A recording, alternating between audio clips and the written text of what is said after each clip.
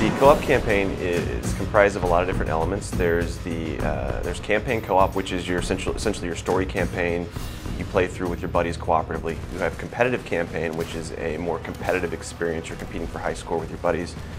You're getting all kinds of bonus multipliers, and we have all kinds of Easter egg hidden scoring opportunities, things like that throughout the game. Then we have a thing called death cards, which basically you collect the death cards throughout the game, and they allow you to modify your co-op private games with different kinds of modifiers that make the gameplay completely new and interesting and unique. And there's a lot of different combinations that you can do. You do collect the death cards throughout the campaign. They're placed just throughout the levels. We've tried to be very careful to not turn the game into an Easter egg hunt and make it so that there are these crazy things that you just have to go hunting for all throughout the game. They're in fairly hidden locations within the typical battle. If you play throughout the competitive campaign, you'll see a lot of different areas of the levels that are set up specifically with big points. For example, in Berlin 2, you've got the radio that you can shoot at. When you shoot at the radio, you get an extra, I think it's 500 points. And that's like essentially 5 kills. So if you're playing with your buddies and you're familiar with the level and they're not familiar with it, and they've got you beat on the high score, you can go through and you can try to get these little Easter egg points before they do, and it can bump your score up big time, especially if you have a bonus multiplier.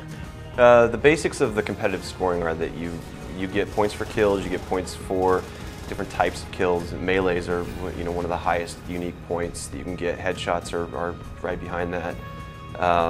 You get bonus multipliers if you get multiple kills in a row, up to 10 times your normal points.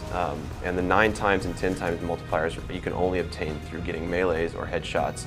On the 10 times multiplier you can only get through melees. So it's it creates a very dynamic competitive environment to play in. The points will feed into your leaderboard, so you are essentially trying to get the highest spot on the leaderboard. And we have leaderboards for every campaign mission for competitive co-op.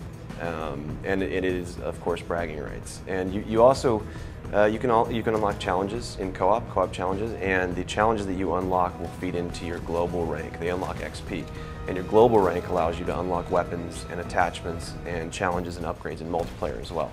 You do get assist points. You get points for reviving your allies, and so you are rewarded for going around and actually playing as a team player, even though you're competing with the other guys in the round. If you shoot friendlies, you lose points. If you go down, if you get shot down, you're basically waiting to be revived. You lose points for that. And we've done some anti-griefing technology where if you cook a grenade, then you'll get docked a lot of points, and there's a maximum number of times that you can commit suicide before you get booted from the session. The majority of the single-player campaign is also playable in co-op. There's a couple levels that just didn't make sense to play with co-op. We didn't want to take away from the unique cinematic solo experience for those levels, but we also didn't want to try to force them into co-op experience as well. We have various different types of difficulty scalars. Of course, you've got your recruit, your normal, your regular, your hardened, and your veteran difficulties. We also scale the number of enemies based on how many players are in the game. So if you have a 4-player game, you're going to have a lot more targets to shoot that are spawning in. And playing veteran, it's a delicate balance, trying to balance the difficulty and also the modifiers for number of enemies when you're playing with multiple players. But a 4-player veteran game is going to be pretty intense. Throughout the campaign, you're confronted with several cases where you are given the option to execute essentially a downed enemy soldier, and you're given the choice.